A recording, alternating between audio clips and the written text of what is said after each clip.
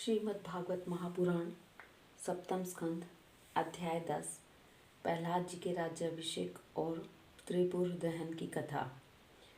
नारद जी कहते हैं, प्रहलाद जी ने बालक होने पर भी यही समझा है कि वरदान मांगना प्रेम भक्ति का विघ्न है, इसलिए कुछ मुस्कुराते हुए वे भगवान से बोले। प्रहलाद जी ने कहा, प्रभु, मैं जन्म से ही विषय भोगों में अनासक्त रहता हूँ। अब मुझे इन वरों के द्वारा आप लुभाइए नहीं। मैं उन भोगों के संग के डर से उनके द्वारा होने वाली तीव्र वेदना का अनुभव कर उनसे छूटने की अभिलाषा से ही आपकी शरण में आया हूँ। भगवान, मुझ में भक्त के लक्षण है या नहीं, ये जानने के लिए आपने अपने भक्त को वरदान मांगने की ओर प्रेरित किया है।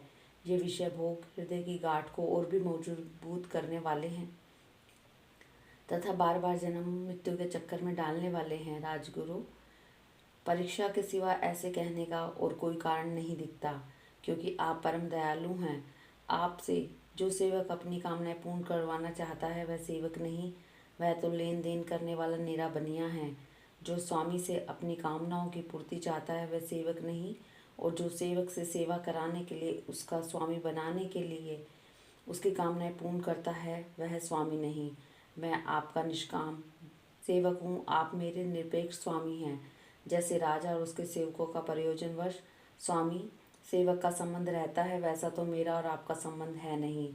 मेरे वरदान शिरोमणि स्वामी, यदि आप मुझे मुँह मांगा वर देना चाहते हैं तो यह वर दीजिए कि मेरे हृदय में कभी किसी कामना का बीज अंकुरित ही ना हो। हृदय में किसी भी कामना के उदय होते ही इंद्रिय, मन, प्राण, देह, धर्म, धैर्य, बुद्धि, लज्जा, श्री, तेज, समृद्धि और सत्य, ये सब के सब नष्ट हो जाते हैं। कमल नयन, जिस समय मनुष्य अपने मन में रहने वाली कामनाओं का परित्याग कर देता है, उसी समय वह भगवत स्वरूप को प्राप्त कर लेता है। भगवान, आपको नमस्कार है। आपके सबके हृदय में विराजमान उदार शिरोमणि स्वयं परब्रह्म परमात्मा हैं। अद्भुत नरसिंह रूपधारी श्री हरि के चरणों में मैं बार बार प्रणाम करता हूँ। श्री नरसिंह भगवान ने कहा, प्रहलाद, तुम्हारे जैसे मेरे एकांत प्रेमी इस लोक तथा परलोक की किसी भी वस्तु के लिए कभी कोई कामना नहीं करते। फिर भी अधिक नहीं, केवल एक मनवंतर तक मेरी प्रसन्नता के लिए तुम इस लोक में दैत्य अधिपतियों के समस्त भोग स्वीकार कर लो। समस्त प्राणियों के हृदय में यज्ञों के भोक्ता ईश्वर के रूप में मैं ही विद्यमान हूँ। तुम अपने हृदय में मुझे देखते रहना और मेरी लीला कथाएं जो तुम्हें अत्यंत प्रिय हैं सुनते रहना। समस्त कर्मों के द्वारा मेरी ही आराधना करना और इस प्रकार अपने प्रारब्ध कर्म का क्षय कर देना। भोग के द्वारा पुण्य कर्मों के फल और निष्काम पुण्य कर्मों के द्वारा पाप का नाश करते हुए समय पर शरीर का त्याग करके समस्त बंधनों से मुक्त होकर तुम मेरे पास आ जाओगे। देवलोक में भी तुम्हारी विशुद्ध कीर्ति का गान देवता लोग करेंगे। तुम्हारे द्वारा की हुई मेरी स्तुति का जो मनुष्य कीर्तन करेगा और साथ ही मेरा और तुम्हारा स्मरण भी करेगा, वह समय पर कर्मों के बंधन से मुक्त हो जाएगा। प्रहलाद जी ने कहा, महेश्वर, आप वर देने वालों के स्वामी हैं। आपसे मैं एक वर और मांगता हूँ। मेरे पिता ने आपके ईश्वरीय तेज को और सर्वशक्तिमान चराचर गुरु स्वयं आपको न जानकर आपकी बड़ी निंदा की है। इस विष्णु ने मेरे भाई को मार डाला है। ऐसी मिथ्या दृष्टि रखने के कारण पिताजी क्रोध के वेग को सहन करने में असमर्थ हो गए थे। इसी से उन्होंने आपका भक्त होने के कारण मुझसे भी द्रोह किया। दीनबंधु, यद्यपि आपकी दृष्टि पड़ते ही वे पवित्र हो चुके, फिर भी मैं आपसे प्रार्थना करता हूँ कि उस जल्दी नाश न होने वाले दुस्तर दोष से मेरे पिता शुद्ध हो जाएं। नरसिंह भगवान ने कहा, निष्पाप प्रहलाद जी, तुम्हारे पिता स्वयं पवित्र होकर तर गए, इसकी तो बात ही क्या है। यदि इनकी 21 पीढ़ियों के पितर होते तो उन सब के लिए भी वे तर जाते, क्योंकि तुम्हारे जैसे कुल को पवित्र करने वाला पुत्र उनको प्राप्त हुआ। मेरे शांत, समदर्शी और सुख से सदाचार पालन करने वाले प्रेमी भक्तजन जहाँ जहाँ निवास करते हैं, वे स्थान चाहे कि कट ही क्यों ना हो, पवित्र हो जाते हैं। दैत्यराज, मेरे भक्ति भाव से जिनकी कामनाएं नष्ट हो गई हैं, वे सर्वत्र आत्मभाव हो जाने के कारण छोटे बड़े किसी भी प्राणी को किसी भी प्रकार से कष्ट नहीं पहुंचाते। संसार में जो लोग तुम्हारे अनुयायी होंगे वे भी मेरे भक्त हो जाएंगे। बेटा, तुम मेरे सभी भक्तों के आदर्श हो। यद्यपि मेरे अंगों का स्पर्श होने से तुम्हारे पिता पूर्ण रूप से पवित्र हो गए हैं, तथापि तुम उनकी अत्येष्टि क्रिया करो तुम्हारे जैसे संतान के कारण उन्हें उत्तम लोकों की प्राप्ति होगी। वत्स, तुम अपने पिता के पद पर स्थित हो जाओ और वेदवादी मुनियों की आज्ञा के अनुसार मुझ में अपना मन लगाकर और मेरी शरण में रहकर मेरी सेवा के लिए ही अपने सारे कार्य करो। नारद जी कहते हैं, युधिष्ठिर, भगवान की आज्ञा के अनुसार प्रहलाद जी ने अपने पिता की अत्येष्टि क्रिया की। इसके बाद श्रेष्ठ ब्राह्मणों ने उनका राज्याभिषेक किया। इसी समय देवता, ऋषि आदि के साथ ब्रह्मा जी ने नरसिंह भगवान को प्रसन्न वदन करके पवित्र वचनों के द्वारा उनकी स्तुति की और उनसे यह बात कही। ब्रह्मा जी ने कहा, देवताओं, आराध्य देव, आप सर्वंतर्यामी जीवन के जीवनदाता और मेरे भी पिता हैं। यह पापी दैत्य लोगों को बहुत ही सता रहा था। यह बड़े सौभाग्य की बात है कि आपने इसे मार डाला। मैंने इसे वर दे दिया था कि मेरी सृष्टि का कोई भी प्राणी तुम्हारा वध न कर सकेगा। इससे यह मतवाला हो गया था। तपस्या, योग और बल के कारण उच्चलिंग होकर इसने वेद विधियों का उच्छेदन कर दिया था। यह भी बड़े सौभाग्य की बात है कि इसके पुत्र परम भागवत शुद्ध हृदय नन्हे से शिशु प्रहलाद को आपने मृत्यु से मुख से छुड़ा दिया तथा यह भी बड़े आनंद और मंगल की बात है कि यह सब आपकी शरण में है। भगवान, आपके इस नरसिंह रूप का ध्यान जो कोई एकाग्र मन से करेगा उसे यह सब प्रकार के भयों से बचा लेगा। यहाँ तक कि मारने की इच्छा से आई हुई मृत्यु भी उसका कुछ न बिगाड़ सकेगी। नरसिंह भगवान बोले, ब्रह्मा जी, आप दैत्यों को ऐसा वर न दिया करें जो स्वभाव से ही क्रूर हैं। उनको दिया हुआ वर तो वैसा ही है जैसा सांप को दूध पिलाना। नारद जी कहते हैं, युधिष्ठिर, नरसिंह भगवान इतना कहकर ब्रह्मा जी के द्वारा की हुई पूजा को स्वीकार करके वहाँ से अंतर ध्यान हो गए। समस्त प्रकार के प्राणियों के लिए वो अदृश्य हो गए। इसके बाद प्रहलाद जी ने भगवत स्वरूप ब्रह्मा, शंकर की तथा प्रजापति और देवताओं की पूजा करके उन्हें माथा टेक कर प्रणाम किया। तब शुक्राचार्य आदि मुनियों के साथ ब्रह्मा जी ने प्रहलाद जी को समस्त दानव और दैत्यों का अधिपति बना दिया। फिर ब्रह्मा आदि देवताओं ने प्रहलाद का अभिनंदन किया और उन्हें शुभ आशीर्वाद दिए। प्रहलाद जी ने भी यथा योग्य सबका सत्कार किया और वे लोग अपने अपने लोगों को चले गए। युधिष्ठिर, इस प्रकार भगवान के वे दोनों पार्षद जय और विजयदिति के पुत्र दैत्य हो गए। वे भगवान से वैर भाव रखते थे। उनके हृदय में रहने वाले भगवान ने उनका उद्धार करने के लिए उन्हें मार डाला। ऋषियों के शाप के कारण उनकी मुक्ति नहीं हुई। वे फिर से कुंभकर्ण और रावण के रूप में राक्षस हुए। उस समय भगवान श्री राम के पराक्रम से उनका अंत हुआ। युद्ध में भगवान राम के बाणों से उनका कलेजा फट गया। वही बड़े पड़े पूर्व जन्म की भांति भगवान का स्मरण करते करते उन्होंने अपना शरीर छोड़ दिया। वे ही अब इस युग में शिशुपाल और दंत वक्त्र के रूप में पैदा हुए थे। भगवान के प्रति वैरभाव होने के कारण तुम्हारे सामने ही वे उसमें समा गए। युधिष्ठिर, श्री कृष्ण से शत्रुता रखने वाले सभी राजा अंत समय में श्री कृष्ण के स्मरण से तदुप्त होकर अपने पूर्वकृत पापों से सदा के लिए ही मुक्त हो गए।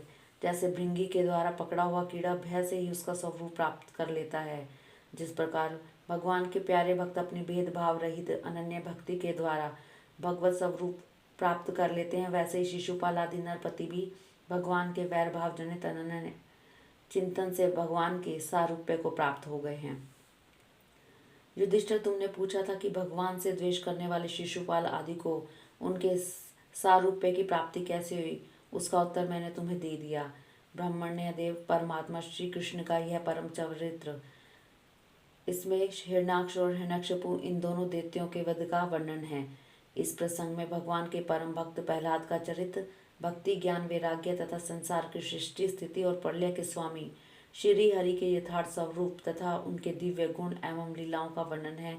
इस आख्यान में देवता और दैत्यों के पदों में काल कर्म से जो महान परिवर्तन होता है उसका भी निरूपण किया गया है, जिसके द्वारा भगवान की प्राप्ति होती है। उस भागवत धर्म का भी वर्णन है। अध्यात्म के संबंध में भी सभी जानने योग्य बातें इसमें हैं।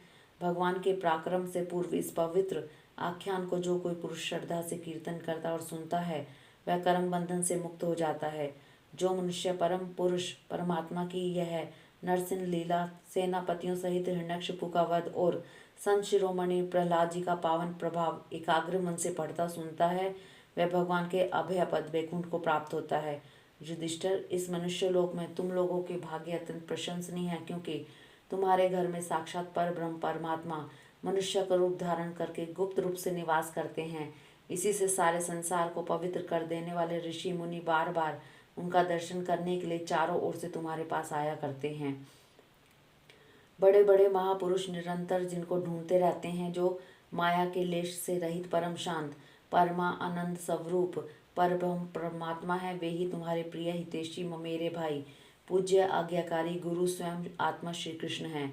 शंकर ब्रह्मा आदि भी अपनी सारी बुद्धि लगाकर वे यह हैं, इस रूप में उनका वर्णन नहीं कर सकते। फिर हम तो कर ही कैसे सकते हैं। हम तो मौन भक्ति और संयम के द्वारा उनकी पूजा करते हैं। कृपया हमारी यह पूजा स्वीकार करके भक्तवत्सल भगवान हम पर प्रसन्न हो। युधिष्ठिर यही एकमात्र आराध्य देव हैं। प्राचीन काल में बहुत बड़े मायावी मयासुर ने जब रुद्रदेव की कमनीय कीर्ति में कलंक लगाना चाहता, तब इन्हीं भगवान श्री कृष्ण ने फिर से उनकी यश की रक्षा और विस्तार किया था। राजा युधिष्ठिर ने पूछा, नारद जी, मय दानव किस कार्य में जगदीश्वर रुद्रदेव का यश नष्ट करना चाहता था और भगवान श्री कृष्ण ने किस प्रकार उनके यश की रक्षा की, आप मुझे बताइए। नारद जी ने कहा, एक बार इन्हीं भगवान श्री कृष्ण से शक्ति प्राप्त करके देवताओं ने युद्ध में असुरों को जीत लिया था। उस समय सबके सब असुर मायावियों के परम गुरु मय दानव की शरण में आए। शक्तिशाली मयासुर ने सोने चांदी लोहे के 3 विमान बना दिए। वे विमान क्या थे? 3 पुर ही थे। वे इतने विलक्षण थे कि उनका आना जाना नहीं जान पड़ता था। उसमें अपरिमित सामग्रियां भरी हुई थी। युधिष्ठिर दैत्य सेनापतियों के मन में तीनों लोकों और लोकपतियों के प्रति वैर भाव तो था ही, अब उसकी याद करके उन तीनों विमानों के द्वारा वे उसमें छिपे रहकर उसका नाश करने लगे। तब लोकपालों के साथ सारी प्रजा भगवान शंकर की शरण में गई और उनसे प्रार्थना की कि प्रभु, त्रिपुर में रहने वाले असुर हमारा नाश कर रहे हैं। हम आपके हैं, अतः देव अधिदेव आप हमारी रक्षा कीजिए। उनकी प्रार्थना सुनकर भगवान शंकर ने कृपापूर्ण शब्दों में कहा, डरो मत। फिर उन्होंने अपने धनुष पर बाण चढ़ाकर तीनों पुरों पर छोड़ दिया। उनके उस बाण से सूर्यमंडल से निकलने वाली किरणों के समान अन्य बहुत से बाण निकले।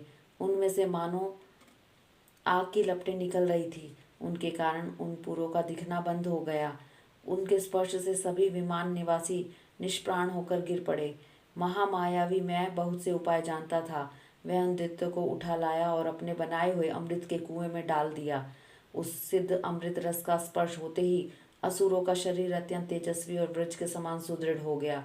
वे बादलों को विदीर्ण करने वाली बिजली की तरह उठ खड़े हुए। इन्हीं भगवान श्री कृष्ण ने जब देखा कि महादेव जी तो अपना संकल्प पूरा न होने के कारण उदास हो गए हैं, तब उन असुरों पर विजय प्राप्त करने के लिए उन्होंने एक युक्ति की। यही भगवान विष्णु उस समय गो बन गए और ब्रह्मा जी बछड़ा बने। दोनों ही मध्याह्न के समय उन तीनों पुरों में गए और उस सिद्ध रस के कुएं का सारा अमृत पी लिया। यद्यपि उनके रक्षक दैत्य इन दोनों को देख रहे थे, फिर भी भगवान की माया से वे इतने मोहित हो गए कि इन्हें रोक न सके। जब उपाय जानने वालों में श्रेष्ठ मयासुर को यह बात मालूम हुई, तब भगवान की इस लीला का स्मरण करके उसे कोई शोक न हुआ।